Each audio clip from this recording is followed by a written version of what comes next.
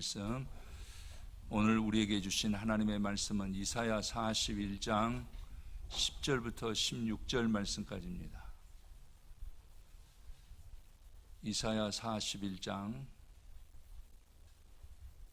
10절부터 16절까지 있는 말씀을 찾으신 줄 알아서 제가 봉독해 드리겠습니다. 이사야 41장 10절부터 16절까지 있는 말씀입니다. 두려워하지 말라, 내가 너와 함께함이라. 놀라지 말라, 나는 내 하나님이 됨이라. 내가 너를 굳세게 하리라. 참으로 너를 도와주리라. 참으로 나의 의로운 오른손으로 너를 붙들리라.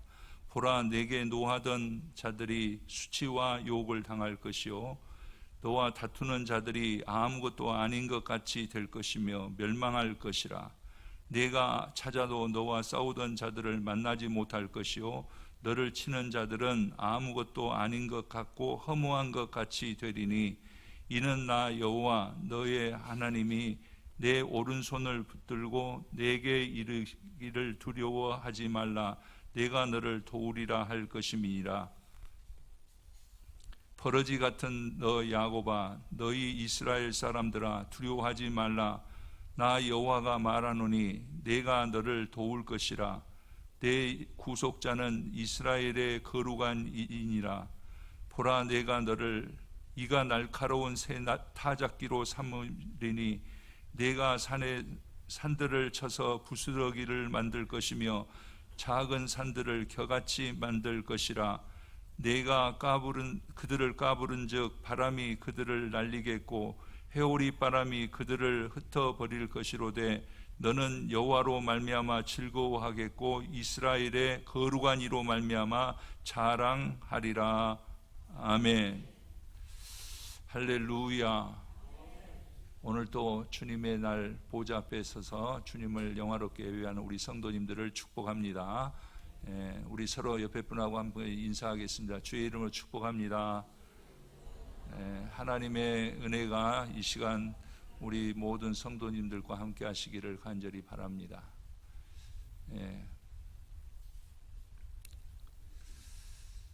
주님의 날이 우리는 소중합니다.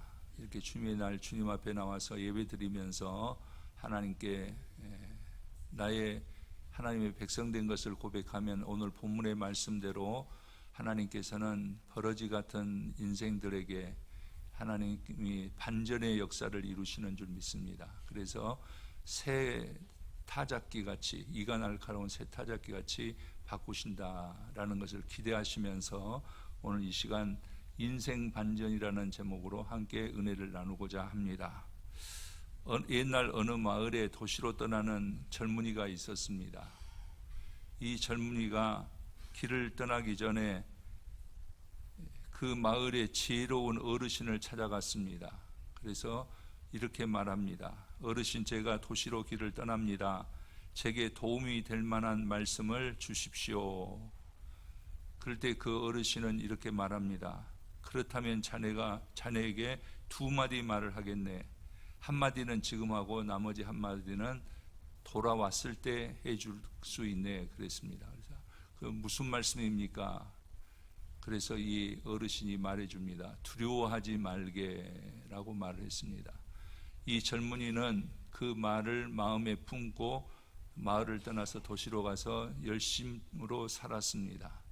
나름대로 성공을 거뒀다 생각될 때 이 젊은이가 다시 자기 고향으로 돌아왔습니다. 그래서 자기에게 길을 떠날 때 두려워하지 말게라고 말해주셨던 그 지혜로운 어르신을 다시 찾아갔습니다. 어르신, 저를 기억하겠습니까? 그랬더니 기억하고 말고, 그러면은 돌아왔을 때 제게 해 주시겠다고 하는 말씀을 해 주세요 라고 했더니 그 어르신이 이렇게 말합니다. 후회하지 말게. 그렇게 말해 줬답니다. 무슨 일을 시작할 때에는 두려움이 없이 해야 되고, 무엇을 끝날 때는 후회함이 없이 해야 된다라는 말씀인 줄 압니다. 누구나 더 좋은 일이 없을까 언제나 생각합니다. 아침에도 생각하는 것이 좋은 일이 오늘은 없을까? 또 하루를 살면서도 오늘 무슨 좋은 일이 없을까? 내 미래에 좋은 일이 어떻게 하면 일어날 수 있을까, 이런 생각들을 합니다. 저녁에도 마찬가지입니다. 그런데 이대로는 안 되겠다라는 생각이 우리들에게 있기 때문에 그렇습니다. 그러나 방법이 없습니다. 이렇게 생각해도 좋은 일이 일어날 것 같지 않고, 저렇게 생각해도 그렇게 크게 좋은 일이 없습니다.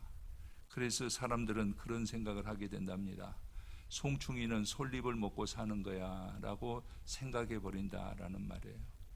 제가 처음에 성기순례를 갔을 때 이집트를 거쳐서 들어갔는데, 그때만 해도 굉장히 열악한 상황이었습니다.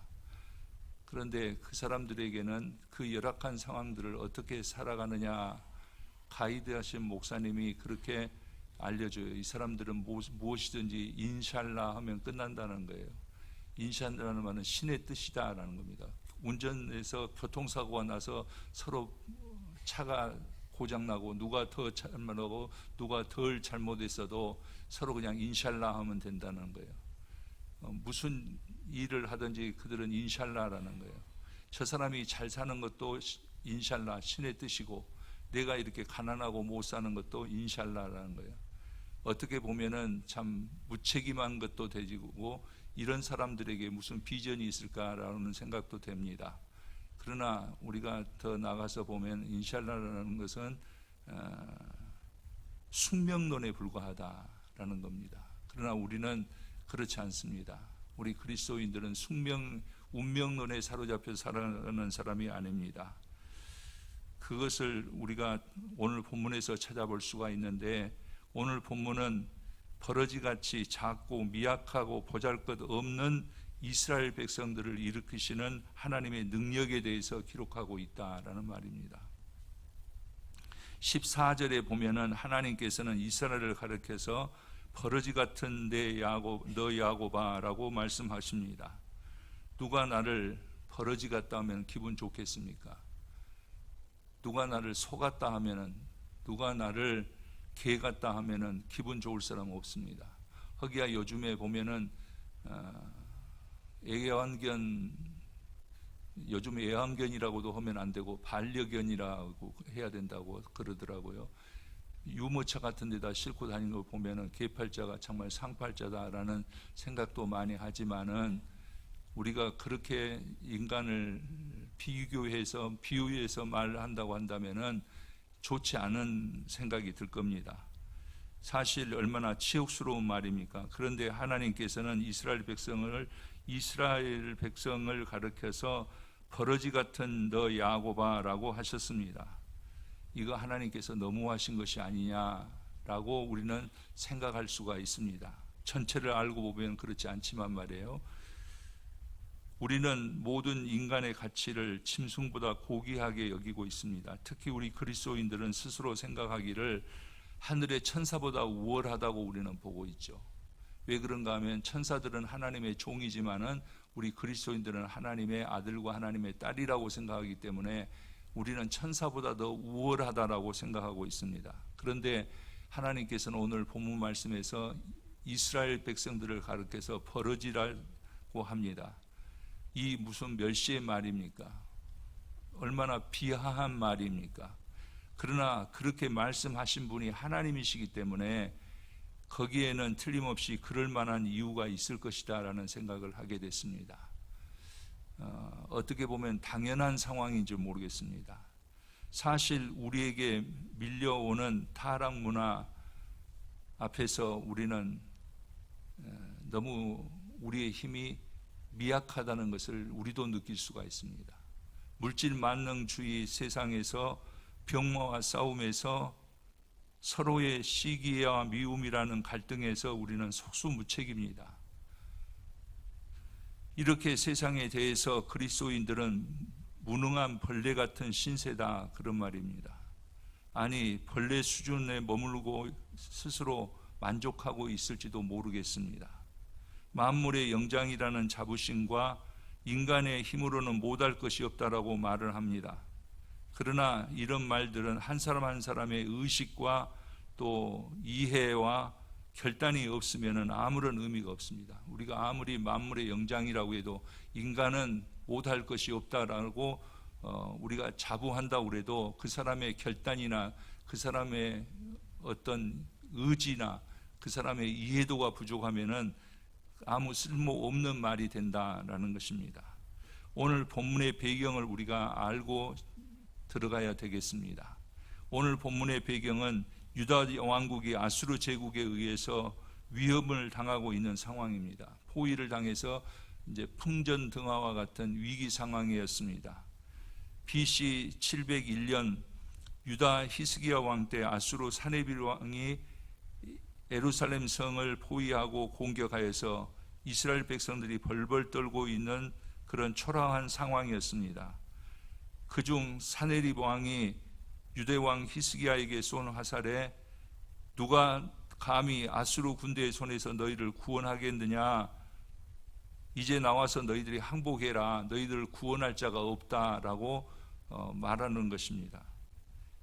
하나님을 조롱하는 편지가 거기에 달려 있었다라는 말입니다. 화살에 우리 그리스도인들도 현실과 자기 형편에서 나름대로 두려워하고 있습니다. 경제적인 어려움에 쩔쩔매기도 합니다. 우리의 마음이 상하기도 합니다. 병마의 아픔에 두려움이 있습니다. 거짓에 속아서 마음이 시릴 때도 있고요, 불확실한 미래로 인해서 답답해하기도 합니다. 이때 사탄과 마귀는 누가 너를 구원하겠느냐라고 우리에게 조롱합니다. 그러나 하나님께서는 우리의 이름을 부르십니다. 적의 포위에 떨고 있는 이스라엘을 버러지 같은 너 야곱아라고 부르신 그 부르심을 우리들에게도 말합니다. 오늘 14절 말씀에 보면은 두려워하지 말라, 놀라지 말라라고 말씀합니다. 더 나아가서 하나님께서 보호자가 되시며 구속자가 되어 주시겠다라고 하나님께서 약속하시는 것을 우리는 볼 수가 있습니다. 하나님께서는 우리의 구속자이십니다. 다른 말로 하면 우리를 구원하시는 분이시다, 그런 말입니다. 오늘 14절에서 하나님께서 스스로를 일컬으셔서 이스라엘의 거룩한이라고 말씀하시는 것을 우리는 볼 수가 있습니다. 이 말씀은 이사야 선지자가 종종 이스라엘과 하나님과의 관계에서 하나님과 이스라엘의 계약을 말할 때에 표현하는 그런 말입니다. 즉 너는 나의 백성이 될 것이며 나는 너희의 하나님이라 라는 계약에 따라서 어떠한 환경과 처지와 역경 속에서도 하나님께서 보호하실 의무와 책임이 있다라는 것을 뜻하는 겁니다.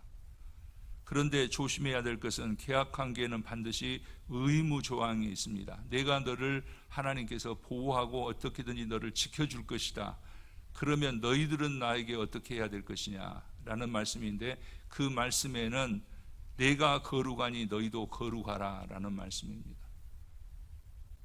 사실 지금 우리의 문제는 엄밀히 말하면은 내가 지금 처해 있는 환경, 형편, 그 다음에 처지의 문제가 아니라는 생각을 저는 합니다. 분명히 우리가 지금 어려운 환경에 있을 수도 있고 처지와 형편 속에 있을 수도 있지만은 그것은 어떻게 보면은 우리의 실질적인 문제가 아니다, 그런 말이에요. 그 말은 무슨 말이냐면은 하나님과의 관계가 더 문제다라는 겁니다.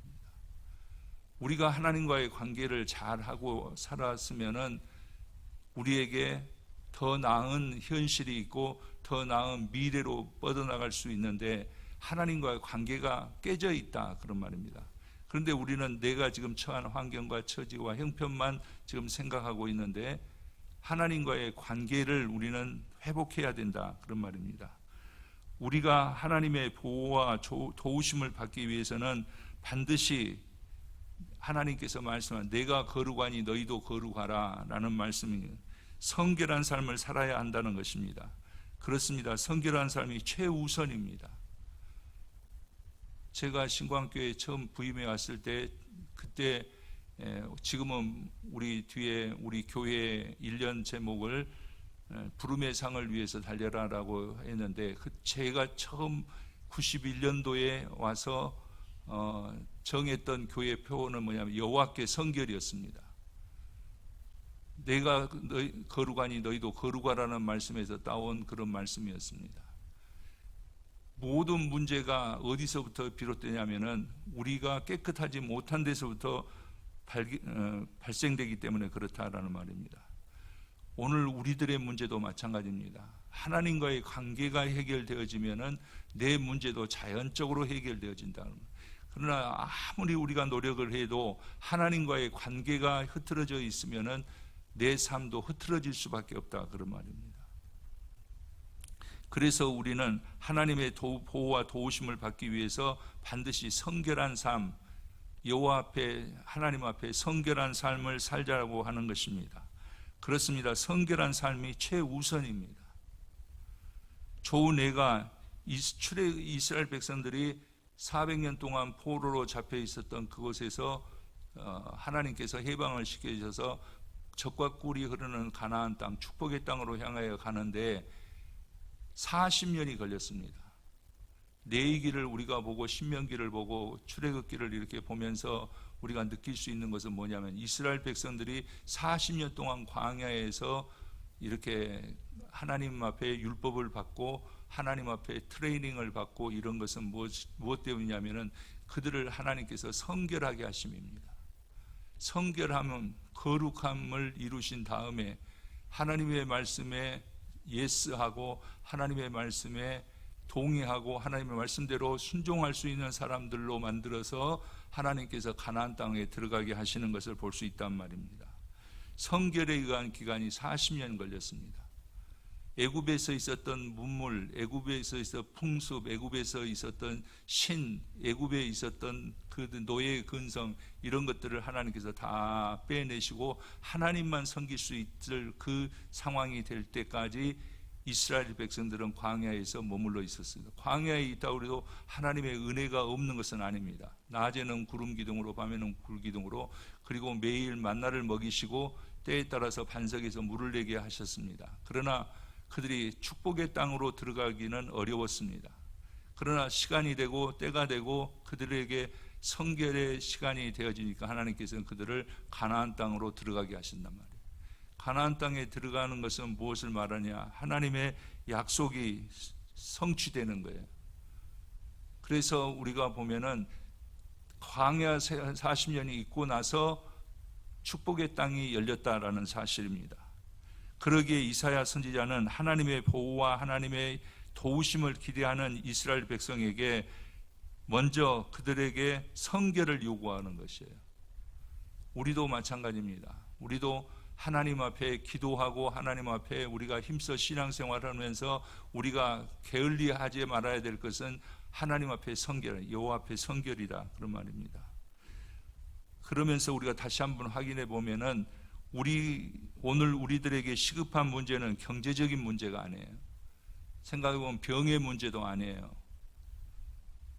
가정의 어려움도, 사업의 불황도, 인간관계의 실망도,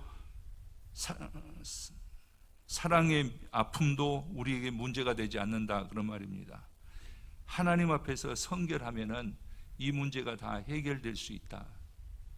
하나님 앞에 우리가 깨끗하게 설 때에 우리에게 지금 처해 있는 각자의 문제, 하나의 문제, 둘의 문제, 세 개의 문제, 이런 문제들이 다 해결될 수 있다, 그런 말입니다. 우리가 죄 가운데 있으면은 하나님은 우리와 함께하지 않으십니다. 그럴 때 우리는 어떻게 되냐? 그대로 사탄에게 노출돼요. 죄에 노출될 수밖에 없다, 그런 말입니다. 하나님께서 함께해 주셔야 되는데 하나님은 죄된 인생을 기뻐하지 않으신다, 그런 말입니다. 그래서 실패하고 병들고 가난과 싸워야 되고 다른 죄에 눌려서 우리가 신음하게 된다라는 말씀입니다. 이제 우리는 이러한 자신의 실체를 알아 발견하고 하나님 앞으로 나아가 우리의 무익함과 무기력함, 무지함을 솔직히 인정하고 하나님의 도우심을 간구한다고 한다면은 하나님께서는 반드시 우리를 도우실 것입니다. 이 은혜가 우리 성도님들과 함께 하시기를 바랍니다. 언제나 생각할 때 하나님과 나와의 관계예요. 이것이 소중합니다. 이 관계가 잘 되어질 때에 인간과 인간과의 관계도 잘 되어집니다. 하나님과의 관계가 비틀어지면은 인간과의 관계를 아무리 예를 써도 잘 성립되지가 않습니다. 여러분, 하나님과의 관계에서 여호와 앞에 성결하는 우리 성도님들이 되시기를 바랍니다. 그러면 하나님께서 오늘 10절 말씀에서 이렇게 말씀합니다. 우리 같이 한번 보겠습니다. 두려워하지 말라, 내가 너와 함께함이라. 놀라지 말라, 나는 내 하나님이 됨이라. 내가 너를 굳세게 하리라. 참으로 너를 도와주리라. 참으로 나의 의로운 오른손으로 너를 붙들리라. 아멘. 하나님의 약속의 말씀입니다. 13절 말씀에서도 보면은 내가 너를 도우리라.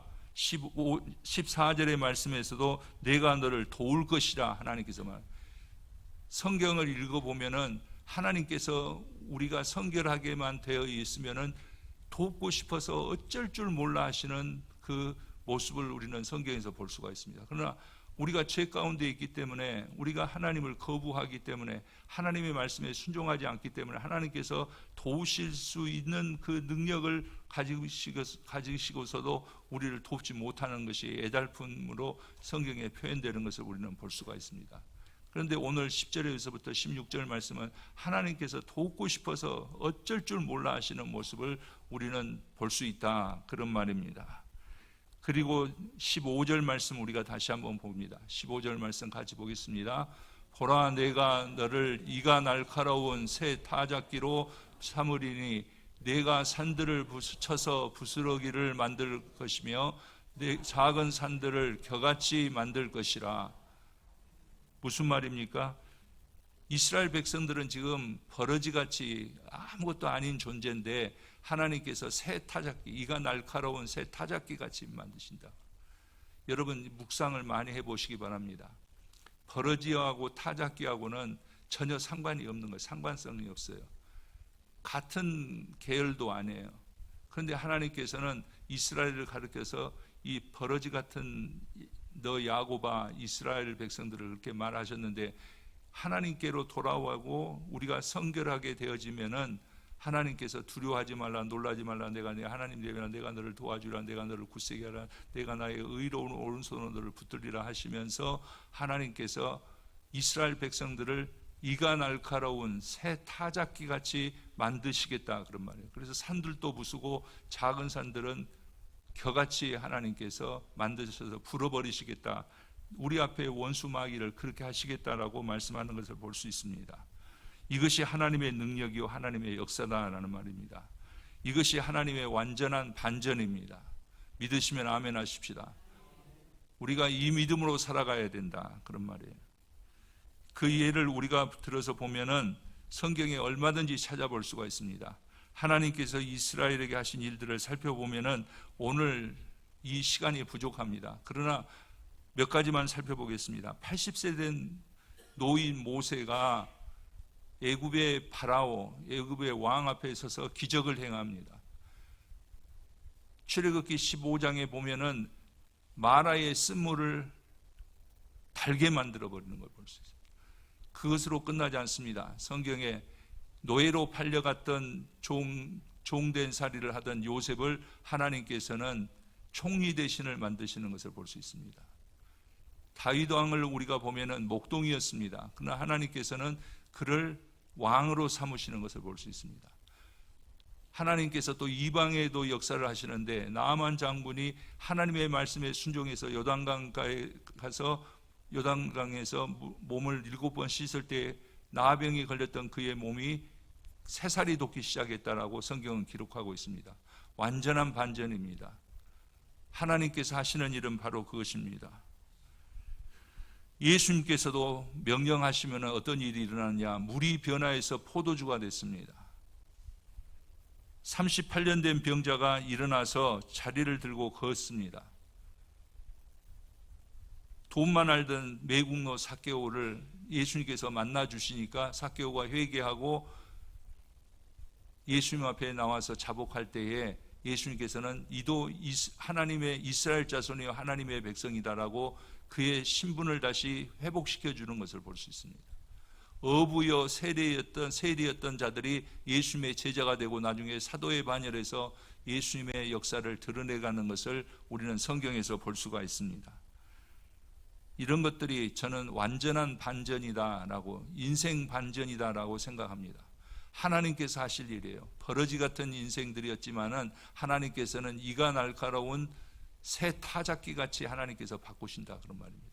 이 은혜가 우리 성도님과 함께 하시기를 주님의 이름으로 간절히 축원합니다. 목사로서 그렇게 기도합니다. 우리 성도님들을 쭉 이렇게 묵상하면서 기도할 때에 이런 반전의 역사가 일어나야 될 사람들이 많습니다. 이렇게 살아야, 반전의 삶을 살아야지 우리가 하나님의 영광을 드러내는 그런 것이 우리에게 필요하다, 그런 말씀입니다. 마찬가지라는 말씀이에요. 죄인된 우리를 의롭다 인정해 주시는 하나님, 죄의 종된 우리를 창조주 하나님의 아들로, 자녀로 변화시켜 주시는 것은 바로 하나님의 은혜다, 그런 말씀입니다. 우리는 완전히 버러지같이 살 뻔했습니다. 세상이 악하기 때문에 우리는 언제나 세상에서 힘에 겨워 살 수밖에 없었습니다. 어둠 속에서 흙이나 먹고 살 인생이었습니다. 의미도 목적도 없이 꿈틀거리다가 가치 있는 일을 한번 해보지 못하고 죽어야만 할 버러지 같을 뻔했습니다. 그러나 하나님께서는 우리를 버리지 않고 부르셨다라는 말이에요. 제가 우리 환우분들이 기도 부탁을 할 때에, 또 어려움에 있는 분들이 부탁을 할 때에 이 오늘 본문의 이사야 41장 10절 말씀을 인용해서 기도를 많이 합니다. 두려워하지 말라, 놀라지 말라, 내가 내 하나님 됨이라, 내가 너를 도와주리라, 내가 너를 굳세게 하리라, 내가 너를 의로운 오른손으로 붙들리라. 그럴 때 힘이 납니다. 그럴 때 우리에게 하나님의 은혜가 임합니다. 하나님께서는 우리를 버리지 않고 부르셨다라는 말입니다. 오늘 우리가 얼마나 비천하고 무익한 존재가 되었는지를 깨닫게 하시는 것을 볼 수 있습니다. 우리는 비록 버러지에 불과하나 하나님께서는 이가 날카로운 새 타작기로 삼으십니다. 이전 것은 지나갔으니 보라 새 것이 되었다라고 사도 바울도 우리들에게 말해주고 있습니다. 예수님 안에서 새 사람, 새 삶을 살게 하신다는 거예요. 이제 우리는 하나님의 권세로 일어나야 됩니다. 다른 것이 우리를 이렇게 세울 수 있는 것은 아무것도 없습니다. 이제 하나님의 권세로 일어나는 우리 성도님들이 되시기를 바랍니다. 여기서 조심해야 될 것이 한 가지 있습니다. 그게 뭐냐면 사탄은 속이는 자다, 그런 말이에요. 사탄은 두 가지로 우리를 속입니다. 첫째는 뭐냐? 내가 배운 것, 내가 아는 것, 내가 가진 것, 내가 아직 건강한 것 때문에 나는 힘이 있다, 나는 살만하다 생각하게 합니다. 아닙니다. 도리어 내가 가진 것 때문에 하나님 앞에서 교만하고 믿음에서 떠나면은 하나님 앞에서 교만한 자는 무능하게 될 수밖에 없어요. 또 하나는 뭐냐? 반대적인 건데, 나는 배운 것이 부족해서, 나는 가진 것이 없어서, 나는 병약해서, 나는 빽이 없어서 가망성이 없다고 생각하는 사람들도 있습니다. 이것도 아닙니다. 하나님께서는 버러지 같은 사람을 새 타작기로 살게 하시고 사용하게 하시겠다라고 분명히 말씀하고 계시는 걸 볼 수 있습니다. 사실 믿음의 사람들은 그렇더라고요. 겉모습은 여리여리할지 모르지만은 믿음의 사람들은 세상 사람들과 다른 하나님께서 주시는 힘이 있어요. 그 힘으로 산다, 그런 말입니다.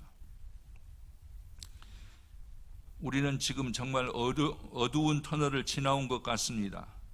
앞으로 헤쳐나갈 날들에는 난관이 산처럼 쌓여 있는 것도 사실입니다. 정말 우리 자신을 볼 때에 무기력해 보이고 초라합니다. 그러나 두려워하지 맙시다. 놀라지도 맙시다. 우리 사랑하는 신광교회 성도님들, 하나님의 손에 붙들리면 됩니다. 우리는 하나님의 손에 붙들려야 됩니다. 사탄이 우리를 속여서 우리의 가진 것을 보고 우리가 가지지 못한 것을 가지고 우리를 넘어뜨리려고 할지 모르지만은 우리는 하나님의 것으로 채움을 받으면 됩니다. 이 시간 예배드리는 이 시간 하나님께 채움받는 시간 되시기를 바랍니다. 제가 예배를 사모하는 이유가 있습니다. 하나님 앞에 나와서 내 모든 사정을 토로하고 하나님의 은혜를 내가 체험하고 하나님 앞에 내가 있음을 감사하고 하나님 앞에 내 모든 것을 다 맡기면은 하나님께서 하시는 역사가 많기 때문에, 하시고자 하시는 일들이 더 많기 때문에 저는 예배를 사모합니다. 우리가 하나님을 의지하고 우리의 부족함을 인정하고 하나님께 맡기고 의지하면은 하나님께서는 우리를 의로운 오른손으로 붙잡아 주시고 함께 걸으시고 함께 가주시며 다시 한번 우리에게 기회를 주실 줄 믿습니다. 오늘 비롯해서 우리 하나님의 역사가 우리 성도님들 안에서 새롭게 시작되시기를 주님의 이름으로 간절히 축원합니다. 버러지로 끝날 수밖에 없었던 인생을 우리 주님의 능력으로 모든 난관을 부서뜨려 겨같이 날려버리시는 능력의 삶으로 하나님께서 바꾸시기를 주님의 이름으로 축원합니다. 말씀을 정리합니다. 한 가지 예화를 들어서 말씀을 정리하고자 합니다. 윌리엄 폴 영이 쓴 소설 오두막이라는 책이 있습니다. 이 책에서 보면은 예수님과 주인공 맥 사이에 재미있는 대화가 오고 갑니다. 예수님이 말씀하십니다. 너는 깨달아야 한다. 내가 실패를 상상하는 것은 두려움이 지배하고 있기 때문이다. 그때마다 내가 너와 함께하고 있다고 너는 생각해라 라고 맥에게 예수님께서 말씀합니다. 그럴 때 맥은 예수님에게 묻습니다. 그렇다면 주님, 저는 왜 그렇게 자주 두렵습니까? 예수님께서 다시 대답하십니다. 그 이유는 내가 믿지 않기 때문이다. 나는 내가 너를 사랑한다는 것을 알지 못하고 있다. 두려움으로 사는 사람은 내 사랑 안에 있는 자유를 누리지 못한다. 너는 인생의 두려움을 극복하기 위해서 두 가지를 믿어야 되는데 그 하나가 뭐냐? 내가 언제나 선하다는 것과 또 하나는 내가 너를 항상 사랑한다는 것이다 하는 거예요. 우리가 언제나 생각하는 것, 다른 것은 다 잊어도 좋습니다. 맥과 예수님 사이에 맥이 두려워하는 이유는 믿지 못하기 때문인데 두 가지를 너는 믿어야 된다는 거예요. 하나는 뭐냐?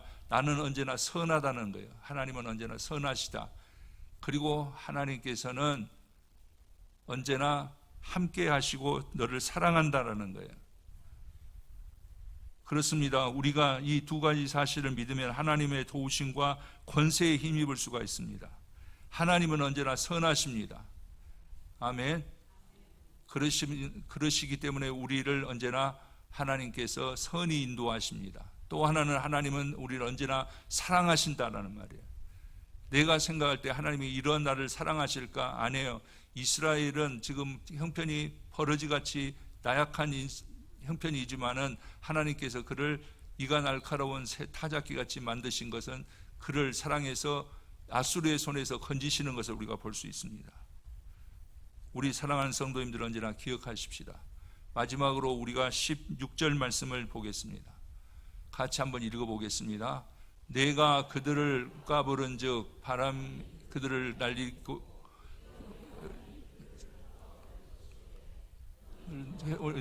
말미암아 즐거워하겠고 이스라엘의 거룩한 이로 말미암아 자랑하리라. 아멘. 우리 하나님께서 여러분들에게 힘을 더하여 주시고 이 봄에 보면은 하나님의 섭리를 우리가 볼 수가 있어요. 겨울에 모든 것이 다 죽은 것 같았는데 봄이 되니까 모든 것들이 다 살아나지 않습니까? 다 푸릇푸릇 살아나는 거예요. 오늘 말씀을 들은 우리 성도님들, 하나님께서 언제나 나를 사랑하신다는 것 여러분 기억하시기를 바랍니다. 하나님은 언제나 선하시기 때문에 오늘 나와 함께해서 여러분의 생명으로 인도하여 주시고 하나님의 부르심에 합당한 축복으로 채워주심을 믿고 세상에 나가서 승리하는 우리 성도님들이 되시기를 주님의 이름으로 간절히 축원합니다. 기도드리겠습니다.